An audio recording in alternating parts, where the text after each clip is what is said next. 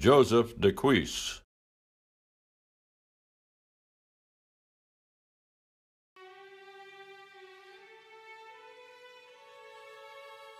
The biggest thing we do out here is we raise Wagyu beef.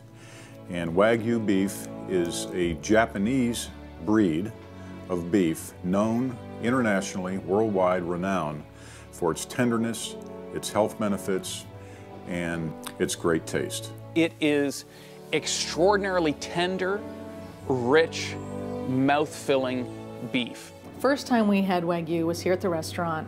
Our chef at the time said, "Oh my gosh, you have to try this. And what I'll do is I'll do a tasting and you can tell me what you think." And at that time we served prime. I think it was probably Angus. It was delicious. Like, okay, whatever. And when you put the piece of Wagyu side by side with the prime, it was amazing the difference between the meats. It was very surprising to us.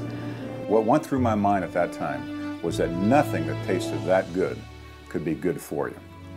So I went on this journey to figure out, what is this beef? Where did it come from? How was it raised?